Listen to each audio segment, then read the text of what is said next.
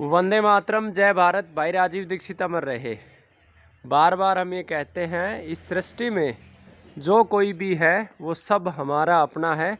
आज की यात्रा चंडीगढ़ में विशेष कार्य से आए थे और रहने के लिए जो हमने हर बार जो स्थान निर्धारित करते हैं वो हमारे रोगी का परिवार। तो ये चंडीगढ़ से हैं और ये हमारे रोगी थे पहले। इनकी माताजी को किडनी में कैंसर था। डॉक्टरों ने बोला था कि किडनी निकलवा दो, लेकिन अब ये 1 वर्ष के बाद बिल्कुल स्वस्थ हैं। और आज जब इनके घर आए तो इनके जो स्वास्थ्य का राज है वो पता चला कि प्रकृति के प्रति इनका जो लगाव है वो बड़ा ही अद्भुत है।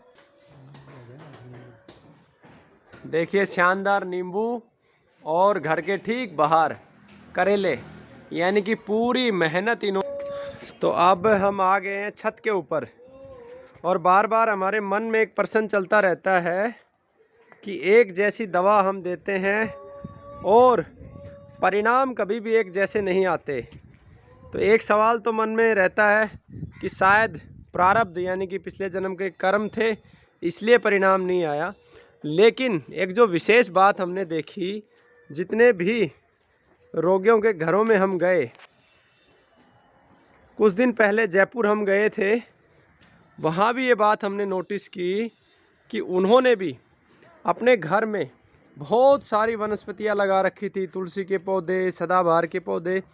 तो आज जब हम यहाँ भोजन करने के लिए भाई साहब के घर पे आए तो यहाँ भी हमने देखा कि इन्होंने भी अपनी माताजी को बचाने के लिए अथक प्रयास किए। यानी कि जब घर के दरवाजे पे आप देखें तो करेला, जहर मुक्त करेला लगा हुआ था, आपका अमरूद लगा हुआ था, और अब ये देखिए सब्जियां भी इन्होंने अपनी माताजी के लिए और पूरे परिवार के लिए जहर मुक्त सब्जियां चंडीगढ़ में लगाई हुई हैं।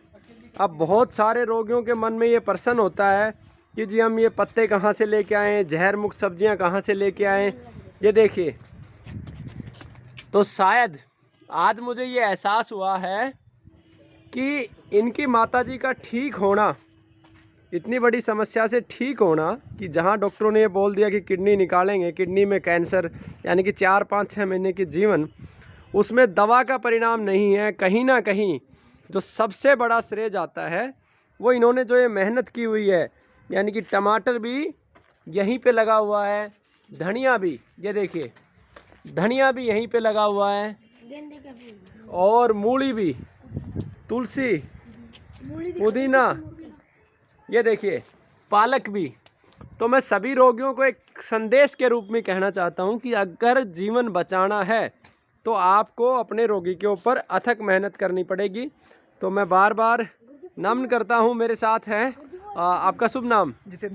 जितेंद्र जी, पहले तो आप बधाई के पात्र हैं। धन्यवाद कि आपने एक असंभव रोग को हरा दिया। जो बीमारी मुझे भी नहीं लगता था कि शायद आपकी माताजी ठीक हो पाएंगी, लेकिन जो मेहनत आपने और आपके परिवार ने, आपकी धर्मपत्नी जी ने जो की सब्जियों के रूप में, उसके लिए आप बधाई के पात्र हैं। माताजी की तबीयत अब ठीक है? बिल्कुल ठीक है, स्वस्थ है, बिल्कुल फिट है, बिल्कुल फिट।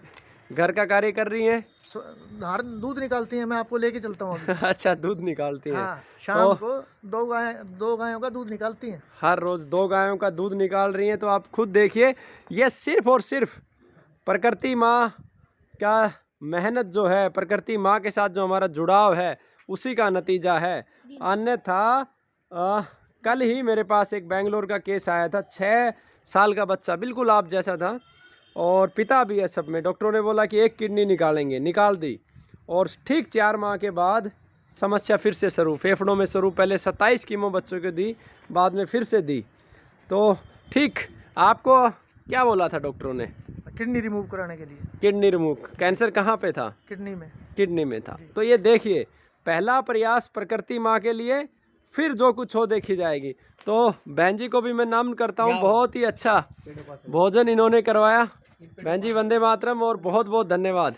क्योंकि बार बार हम कहते हैं कि इस सृष्टि में जो भी जीव है वो सब हमारा परिवार का सदस्य है। तो हम जहाँ कहीं भी जाते हैं, ज़रूर जहाँ परिचित होता वहीं पे रुकते हैं। तो ये जो सब्जियों की मेहनत आपने की है, ये कहीं ना कहीं जो माता जी का जीवन बचा है उसके लिए आप धन्यवाद करता हूँ मैं आपको। और ये देखिए कितना शानदार सर्दी के मौसम में कितना शानदार पुदीना लगाया हुआ है। तो मैं सभी रोगियों से निवेदन भी करता हूँ, अगर आप अपने परिवार के सदस्य से प्रेम करते हैं तो आप बिल्कुल मेहनत कीजिए, आपको परिणाम ईश्वर अच्छा देगा। तो आज हमारे गुरुकुल के सभी छोटे छोटे सदस्य पहुँचे हैं यहाँ पे। अजमेर जी भी हैं, अजमेर जी का भी धन्यवाद जो उन्होंने इतनी शानदार यात्रा करवाई। सभी का धन्यवाद। वंदे मातरम, जय भारत।